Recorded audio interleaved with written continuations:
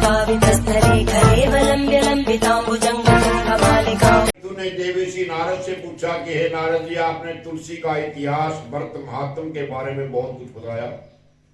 अब ये बताने की कृपा करें कि इस कार्तिक के महीने में और भी देवताओं का पूजन होता है, ये भी मुझे समझाइए। नारद जी कहने लगे, पहले समय में पर्वत के निकट कर्तिपुर में एक धर्मात्मा धर्मदत्त नामक ब्राह्मण रहता था। वो भगवान विष्णु के सब व्रत करता था, आठों पहर भगवान की भक्ति में तल्लीन रहता था।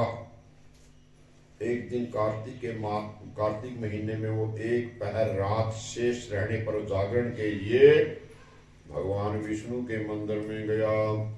हर प्रकार की सामग्री लेकर के पूजा करने के लिए जा रहा था। उसने रास्ते में एक बड़ी भयंकर राक्षसी को देखा, जिसके बड़े बड़े दांत थे, लपटपाती हुई जीभ थी, बड़े बड़े लाल लाल आंखें थी, जिसका शरीर नंगा था, मांस रहित था। उस भयंकर राक्षसी को देख करके धर्मदत्त ब्राह्मण बुरी तरह से डर गया, कांपने लगा। उपाय न देख करके उसने कुछ भी नहीं था। उसके बाद पूजा की जो थाली ले रहा था हाथ में, चावल चूड़ जो ले रहा था, वो उसके ऊपर पानी फेंक कर जल का लोटा उसके फेंक दिया, उस राक्षसी में फेंक दिया। क्योंकि उसने भगवान का नाम जप करते हुए वो सामग्री, जल का लोटा, उसके ऊपर तुलसी का पड़ा हुआ जल पड़ा था, उसको मारा। उससे उसके जन्म जन्मांतर के पाप नष्ट हो गए। ये भी बता दिया क्या? उसे अपना पूर्व जन्म याद हो आया। वो हाथ जोड़ करके धर्मदत्त ब्राह्मण के चरणों में गिर पड़ी और उसने कहा कि हे ब्राह्मण वर्ग, मैं पूर्व जन्म के कर्मों के फल को से इस अवस्था को प्राप्त हुई। नारद जी ने कहा है कि हे राजन, उसको इस प्रकार प्रणाम करते देख करके अति विस्मित होकर धर्मदत्त ने पूछा, बताओ तेरी ये अवस्था किस कर्म के फल, कौन सा कर्म तने ऐसा किया था जो ऐसे प्राप्त हुई? तू पूर्व जन्म में कहाँ रहती थी? तेरा कैसा चरित्र था? ये सब मुझे बता। राक्षसी ने, जिसका नाम कलहा था, उसने बताया कि हे ब्राह्मण वर, सौराष्ट्र में भिक्षुक नामक एक ब्राह्मण था, मैं उनकी पत्नी थी। मेरा स्वभाव थोड़ा हकपोड़ा ही था। मैंने अपने पति को कभी भी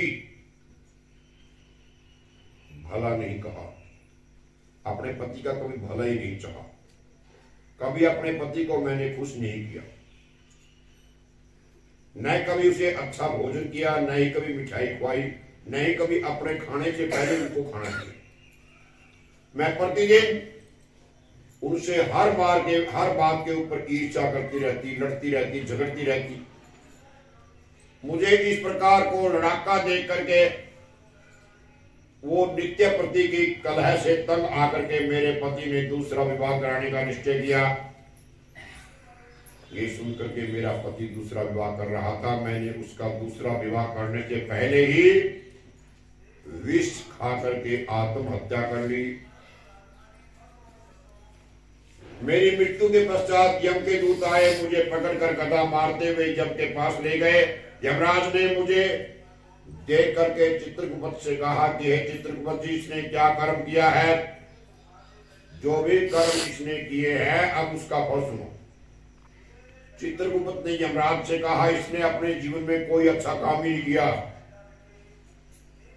ये सदा अपने पति को खराब भोजन देकर के पहले ही भोजन आप खा लेती थी। आप अच्छा भोजन करती, बाद में अपने पति को देती थी, इसलिए ये अब निष्ठा खाने वाली होगी और अब सुकरी का जन्म दिया जाए।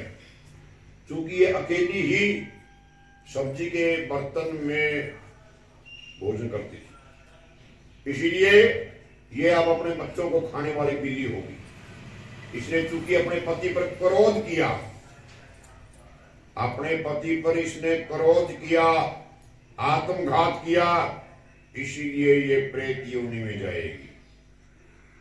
अब आप इसे अपने यमदूतों के द्वारा मरुस्थान में भेजिए, वहां पर बहुत दिनों तक प्रेत योनि में रह करके फिर ये पापन अपने तीनों योनियों को भोगेगी। हे विप्र, अब मैं 500 वर्ष से प्रेत योनि में हूं।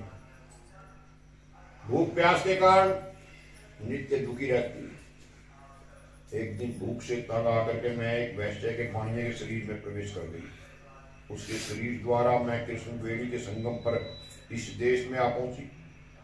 मैं उस वैश्य के शरीर में रहती थी। एक दिन एक पर भगवान शंकर वह विष्णु भगवान का भगत ने मुझको बलात् धक्के से उसके शरीर से बाहर निकाल दिया। बस फिर मुझे आप दिखाई देंगे। आपके लोटे में से तुलसी का जल का छींटा मेरे ऊपर पड़ा, जिससे मेरे सब पाप नष्ट हो गए। हे ब्राह्मण, अब आप मुझे ये बताइए कि आगे आगे होने वाली तीनों योनियां इस प्रेत शरीर से मेरी मुक्ति कैसे होगी। धर्मदत्त कलह की बात सुनकर के उसके पिछले कर्मों को, उसकी वर्तमान अवस्था को देखकर बड़ा दुखी हुआ। उसका दुख देख करके उसका चित्त पिघल गया। फिर उसने दुखित भाव से कहा, श्री कमल ने तर काटी